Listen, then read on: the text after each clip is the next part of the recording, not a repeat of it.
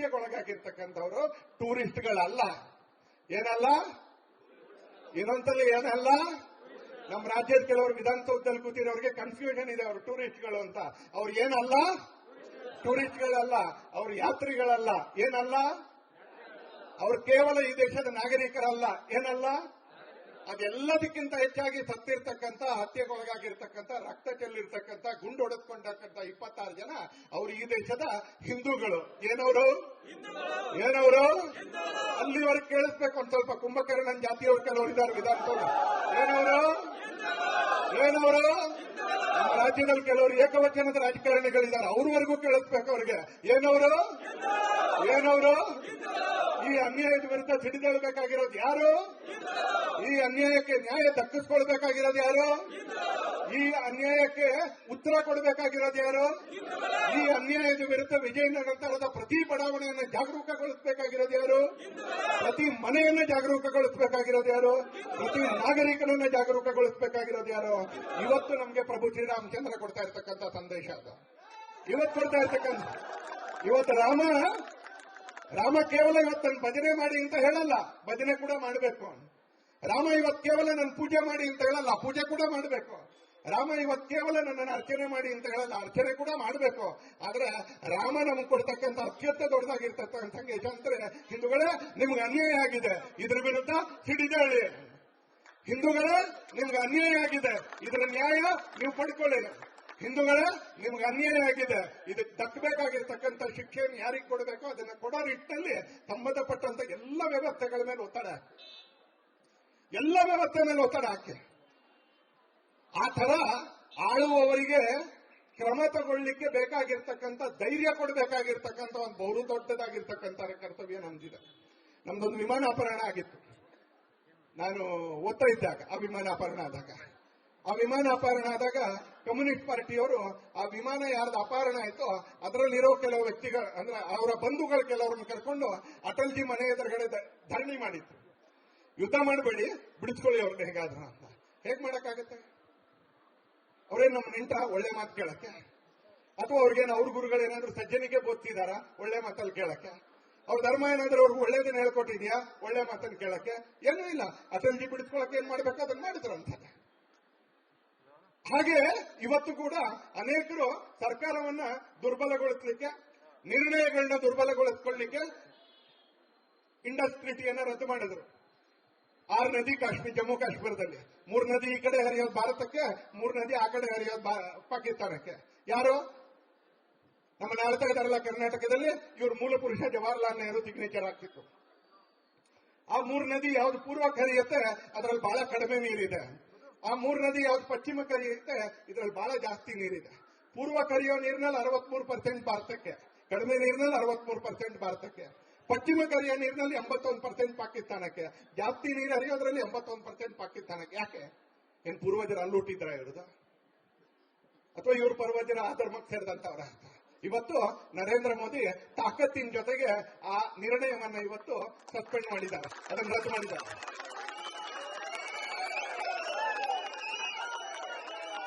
ಆ ನಿರ್ಣಯಕ್ಕೆ ಇವತ್ತು ನರೇಂದ್ರ ಮೋದಿ ತಾಕತ್ತಿಂದ ಆ ನಿರ್ಣಯವನ್ನ ರದ್ದು ಮಾಡಿದ್ದಾರೆ ಅಂತೇಳಿ ಆ ನಿರ್ಣಯಕ್ಕೆ ಬೆಂಬಲವಾಗಿ ನಿಂತ್ಕೊಳ್ಬೇಕೋ ಬೇಡವೋ?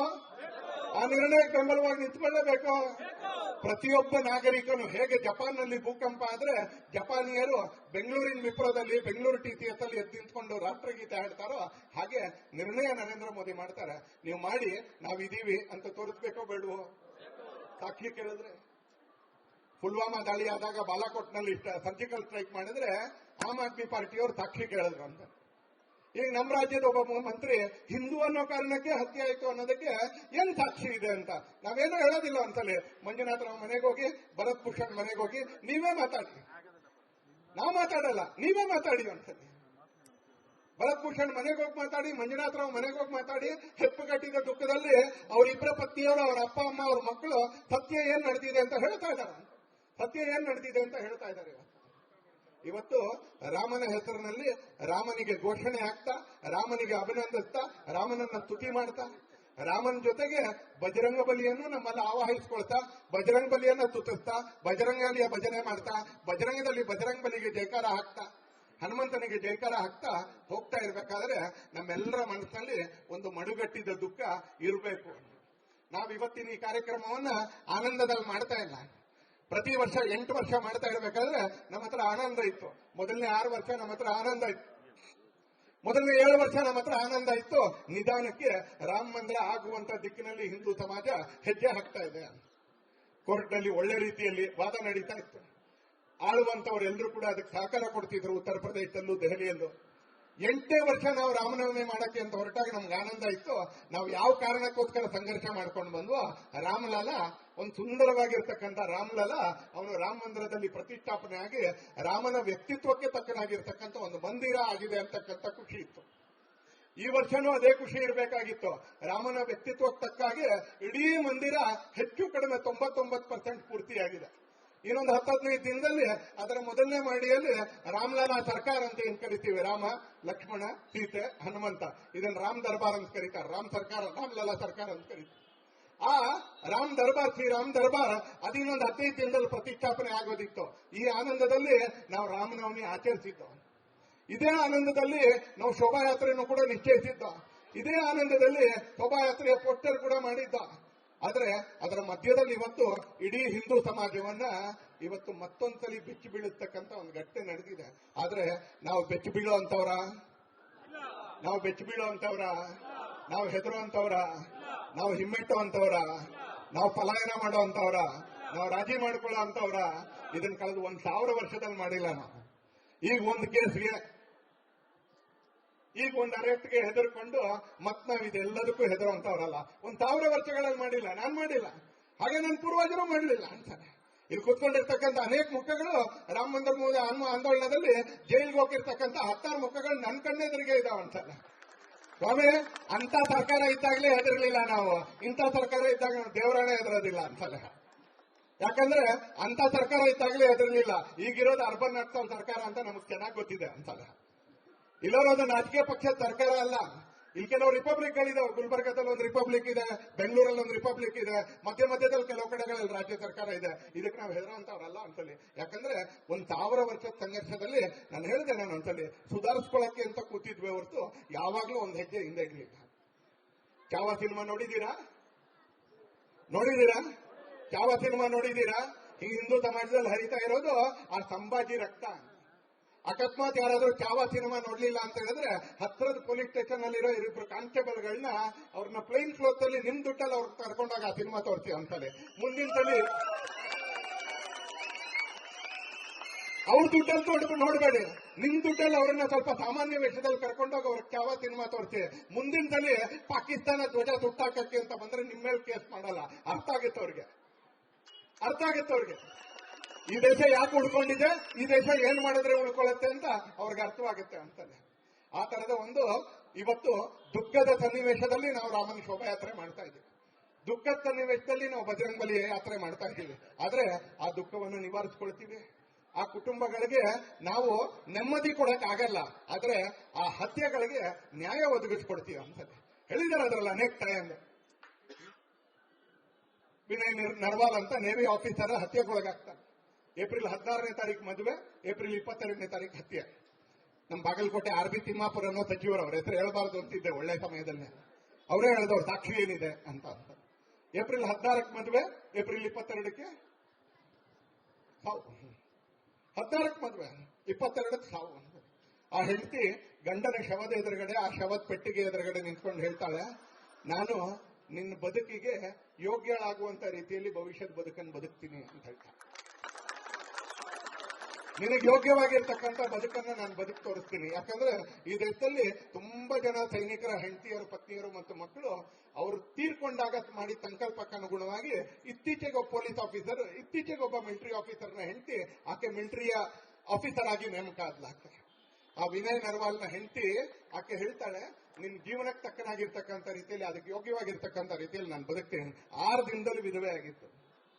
ಏಪ್ರಿಲ್ 16ಕ್ಕೆ ಮದುವೆ, ಏಪ್ರಿಲ್ 22ಕ್ಕೆ ಹತ್ಯೆ.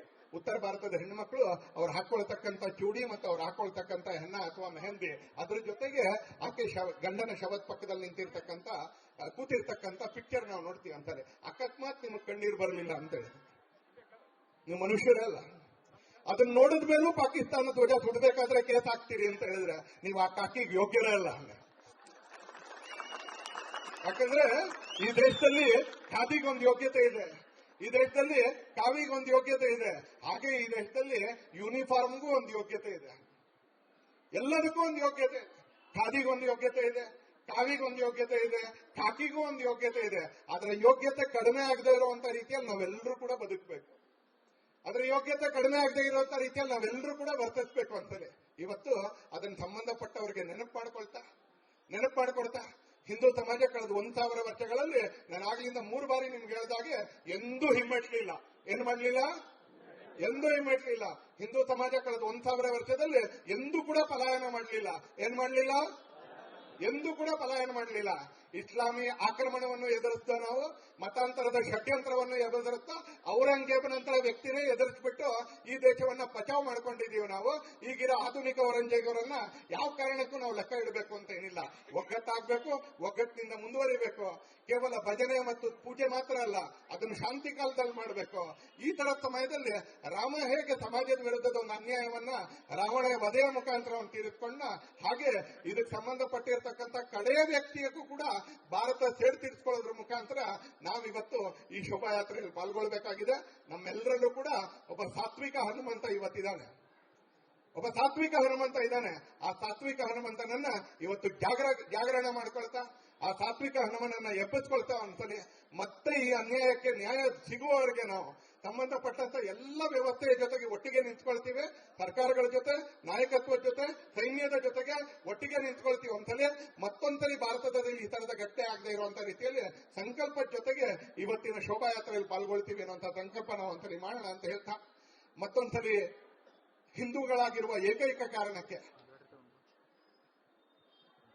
ಇಸ್ಲಾಮಿಕ್ ಭಯೋತ್ಪಾದಕರ, ಪಾಕಿಸ್ತಾನ ಪ್ರೇರಿತರ ಭಯೋತ್ಪಾದಕರ ಗುಂಡುಗಳಿಗೆ, ಕೋಮುವಾದದಿಂದ ಅದರ ಅಫೀಮನ್ನ ಪಡ್ಕೊಂಡಿರ್ತಕ್ಕಂಥವರ ಗುಂಡುಗಳಿಗೆ ಬಲಿಯಾಗಿರ್ತಕ್ಕಂಥ 26 ಜೀವಗಳಿಗೆ ಶ್ರದ್ಧಾಂಜಲಿಯನ್ನು ಅರ್ಪಿಸ್ತಾ, ದುಃಖ ತಪ್ತರಾಗಿರ್ತಕ್ಕಂಥ ಎಲ್ಲ ಕುಟುಂಬಗಳಿಗೂ ನಿಮ್ಮೆಲ್ಲರ ಪರವಾಗಿ ಅವರಿಗೆ ಸಾಂತ್ವನವನ್ನ ಹೇಳ್ತಾ, ಸಂವಿಧಾನದ 75ನೇ ವರ್ಷದ ಸಂದರ್ಭದಲ್ಲಿ ಇವತ್ತು ಪೂಜ್ಯ ಸ್ವಾಮೀಜಿಗಳು ಭಾರತ ರತ್ನ ಡಾಕ್ಟರ್ ಬಾಬಾ ಸಾಹೇಬ್ ಅಂಬೇಡ್ಕರ್ ಅವರ ಪ್ರತಿಮೆಗೆ ಮಾಲಾರ್ಪಣೆ ಮಾಡೋದ್ರ ಮುಖಾಂತರ ನಮ್ಮ ಇವತ್ತಿನ ಶೋಭಾಯಾತ್ರೆ ಆರಂಭ ಆಗ್ತಾ ಇದೆ. ಹಾಗೆ ಡಾಕ್ಟರ್ ಬಾಬಾ ಸಾಹೇಬ್ ಅಂಬೇಡ್ಕರ್ ಅವರ ಸ್ಮೃತಿಗಳಿಗೆ ಗೌರವವನ್ನು ಸಲ್ಲಿಸ್ತಾ ಮತ್ತೊಮ್ಮೆ ಪೂಜ್ಯ ಸ್ವಾಮೀಜಿಗಳಿಗೆ ನಮ್ಗೆ ಆಶೀರ್ವಾದ ಮಾಡ್ಲಿಕ್ಕೆ ಬಂದಿರತಕ್ಕಂಥ ಸ್ವಾಮೀಜಿಗಳಿಗೆ ಅವರ ಪಾದಾರವಿಂದಗಳಲ್ಲಿ ನಮಸ್ಕರಿಸ್ತಾ, ಮತ್ತೊಂದ್ಸರಿ ನಮ್ಮ ಹತ್ರ ಕ್ಷಾತ್ರ ತೇಜ ಅರಳಿ ಈ ಅನ್ಯಾಯಕ್ಕೆ ಆಗ್ಬೇಕಾಗಿರ್ತಕ್ಕಂಥ ನ್ಯಾಯವನ್ನ ನಾವು ಪಡ್ಕೊಂಡೇ ಒಂದು ದೇಶವಾಗಿ ಪಡ್ಕೊಳ್ಳುವಂತ ನಿಟ್ಟಿನಲ್ಲಿ ನಾವೆಲ್ಲರೂ ಒಗ್ಗಟ್ಟಾಗಿ ನಿಂತ್ಕೊಳ್ಳೋಣ ಅಂತ ಹೇಳ್ತಾ ನನ್ನ ಮಾತುಗಳನ್ನ ನಾನು ಮುಕ್ತಾಯ ಮಾಡ್ತೇನೆ. ಒಟ್ಟು ಕಂಠದಿಂದ ಒಂದ್ಸಲಿ ಬೋಲೋ ಭಾರತ್ ಮಾತಾ ಕೇ, ಬೋಲೋ ಭಾರತ್ ಮಾತಾ ಕೇ, ಪ್ರಭು ಶ್ರೀ ರಾಮಚಂದ್ರಕ್ಕೆ, ಪ್ರಭು ಶ್ರೀ ರಾಮಚಂದ್ರಕ್ಕೆ, ಬಜರಂಗ ಬಲಿಕೆ, ಬಜರಂಗ ಬಲಿಕೆ, ಬೋಲೋ ಭಾರತ್ ಮಾತಾ ಕೇ, ಜೈ ಶ್ರೀರಾಮ್, ಜೈ ಶ್ರೀರಾಮ್, ಜೈ ಬಜರಂಗ ಬಲಿ, ಬಜರಂಗ ಬಲಿಕೆ.